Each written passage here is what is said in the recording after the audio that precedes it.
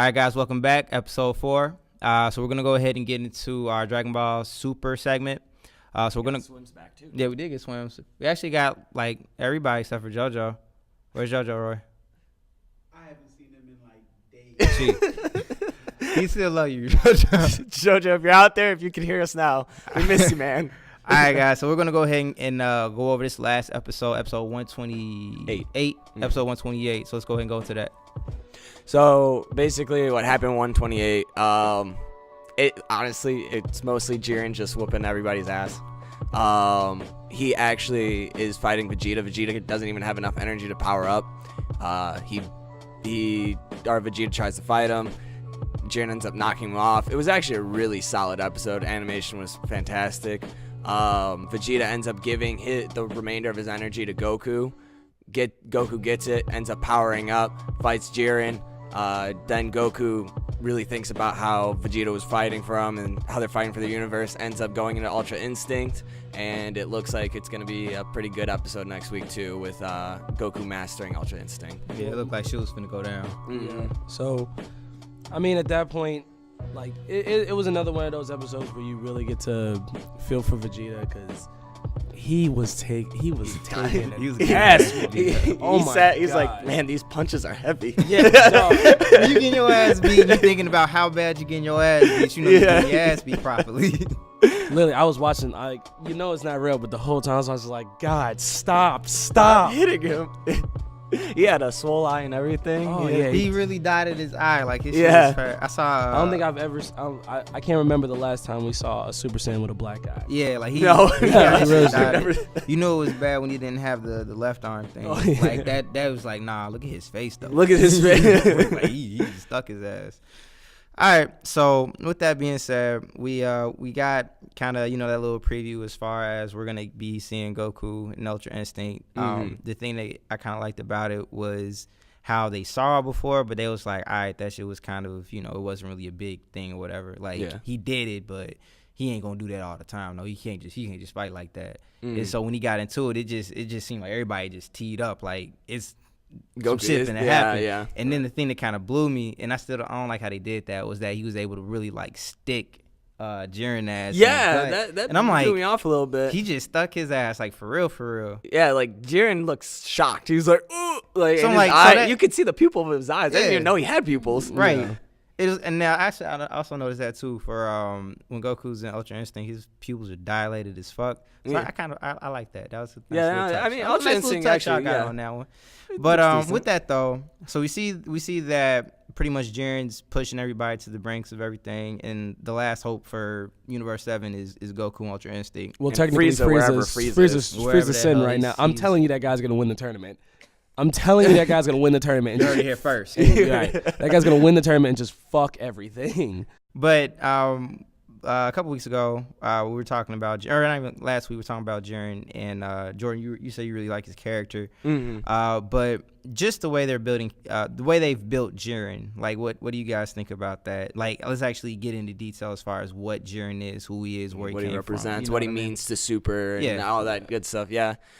I actually really love Jiren. I think he's a great character. I think he's one of the best villains that they've ever, or quote unquote villains, that they built up. And that the reason I say quote unquote is because he's not necessarily a bad guy. Right. It's just that because of circumstances he's bad. It makes him have more depth as a villain. I don't like that. I'm a villain for being a villain trope. We don't gotta call him a villain. We can call him the antagonist. There we go, right. the antagonist. Well, so I personally still like Jiren, but I have heard some valid arguments against Jiren lately.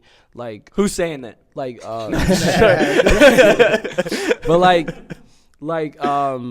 one of the guys we went to high school with.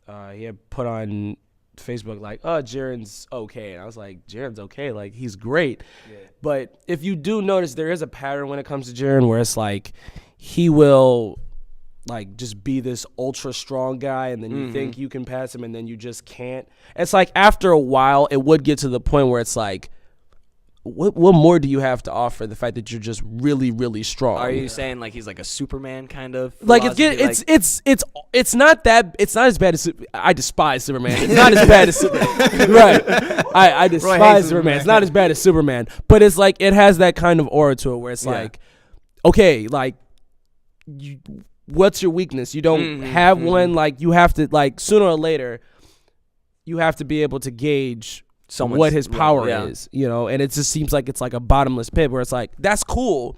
But at some point, you have to figure, like, we have to know he has a limit somewhere. I personally like that because what it does for Goku, because we all knew it was going to come down to Goku and Jiren anyway, it makes Goku go, because Goku's the character that always rises to the occasion. He always comes to, like, he always surpasses his limit kind of thing. That's the point of Goku. And when you look at Jiren, he provides that opportunity to conquer this bottomless pit, like you said. Right. Like, I think it helps Goku as a character, and it also creates a great antagonist.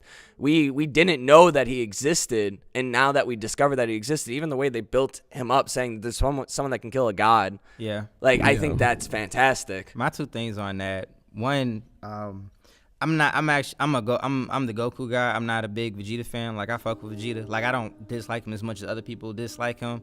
It's more like he's the Green Ranger. Everybody want to be the Green Ranger. I still fuck with the Red Ranger, so I still fuck with Goku. I fuck with the Green Ranger.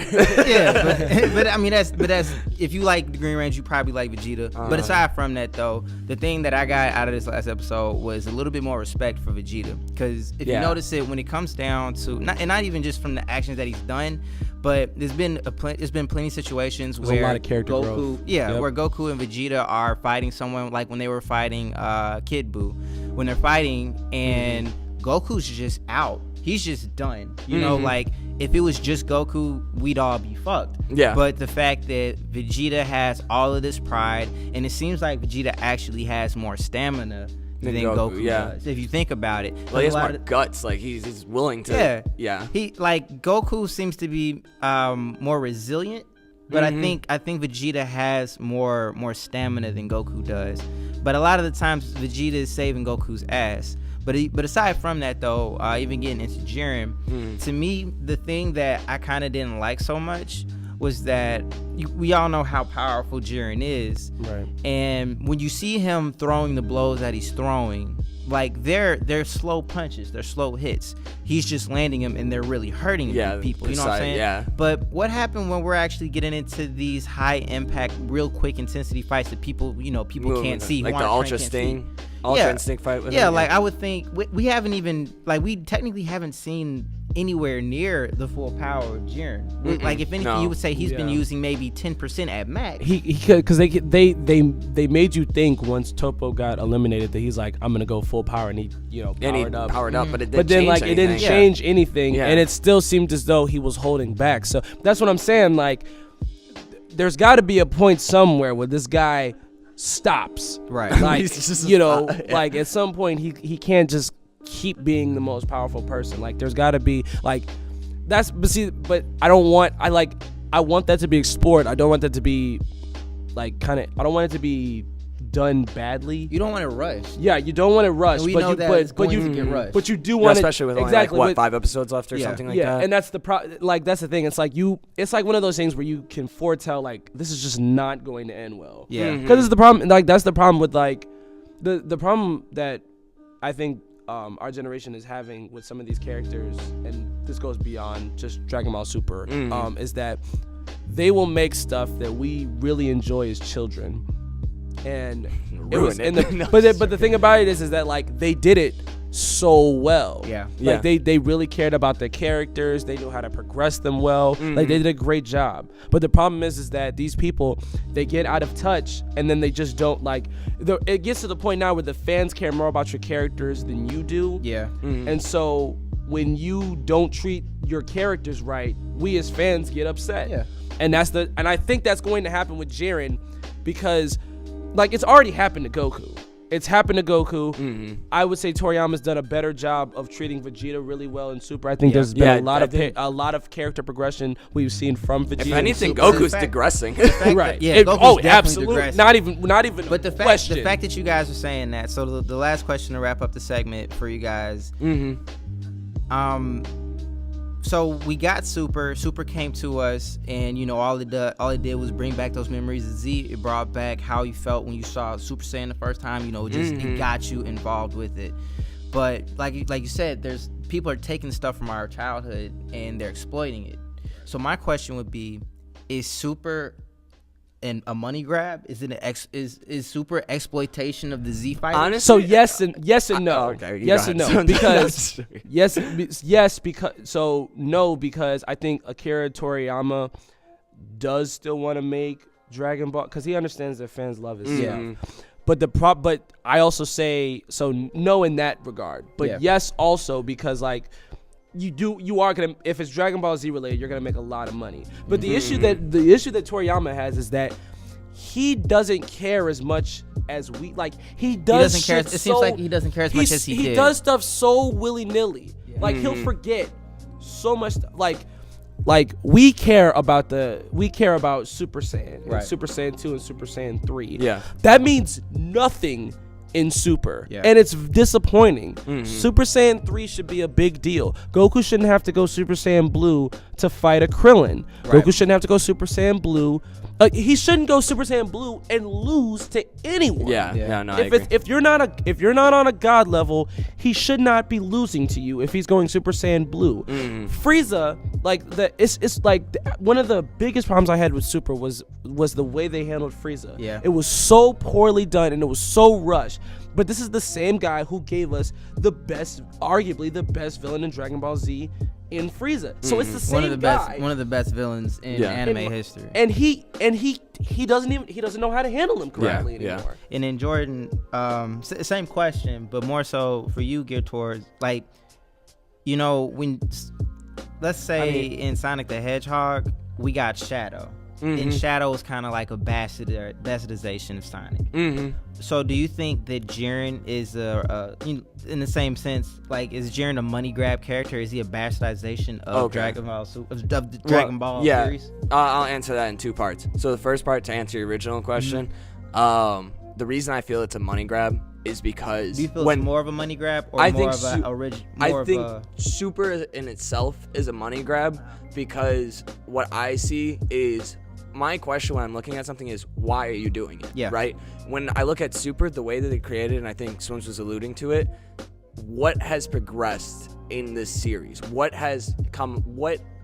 How has Super extended the Dragon Ball Z series? What has it added on to it? What has it added to the story? Yeah, and what is the point of it? And each saga seems like it's so like made up on the spot kind of thing. It's so that it doesn't seem like it adds a lot of value when you compare it to Z. Yeah. So in my opinion, that like kind of like the Star Wars thing, it's like people more of a money grab. Yeah. It's an actual product that has a soul, but it's more of a money grab. And then when you talk about Jiren, I wouldn't say Jiren's a money grab character. I don't think he's the bastardization of Goku per se.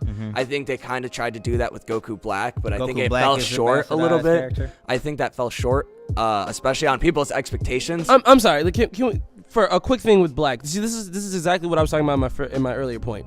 Notice in Goku Black, they switch bodies, and all of a sudden Goku Black is able to attain and sustain so much power. Yeah. But they talked about how in Dragon Ball Z, see, this is the problem. He doesn't remember this, but even though he created it, but in Dragon Ball Z, you had Captain Ginyu switch bodies with people, and he couldn't. He was like, he's powering up. Yeah. We know Goku has a power level of over like 60, 80,000 at that point, and what's his name Ginyu could only get to like 22,000, which made him susceptible to getting his ass beat by Gohan and Krillin. So why is it that So why is that something that happens in Dragon Ball Z, and then you see it again in Super, and then all of a sudden it works? That shit doesn't even matter anymore. He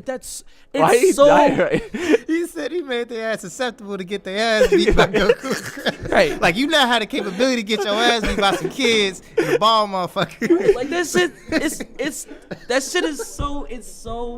it's handled so badly, and it's a shame because like they don't like.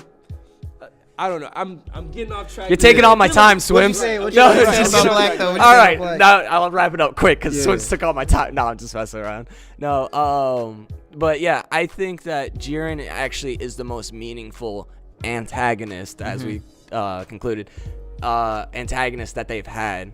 And that's why I actually personally like his character, just to wrap it all up, is because it's not just I'm making this guy bad. It's not just I'm making a money grab character that people will see as, oh, this is a really bad guy or whatever. I think it's an actual villain that they put in thought to for the series. That's why I like him. If there's a shining note to Super not being a money grab, I think it's Jiren and this fight between this kind of like this kind of rivalry or whatever between Goku and Jiren. Do you think quickly? Do you think Jiren? Yeah, quickly. Do you think Jiren means more to Super than Boo means to Z? Kid Boo's my favorite villain, though. I'm the Kid Boo's part of Boo. That's hard. I want to say yes, only because Kid Boo once again was kind of that, or just Boo for the most part was kind of just that. I'm going to be evil just to be evil. Like I'm just going to destroy stuff. But that's what made him special. No, that's what made him special. We'll get to that. He's one of the best kind of villains like that. So, but yeah. So in conclusion, I'm thinking from what you guys are saying, Jordan, you're more 60-40 money grab. You're more 60-40. It's an actual thing. Yeah, I mean, I'm for the most part, I think it's an actual thing. It's just, but I mean, 75-25. 75-25. Yeah, I would say, 60-40. 60-40 is solid. Math. That's our super content. We'll be back.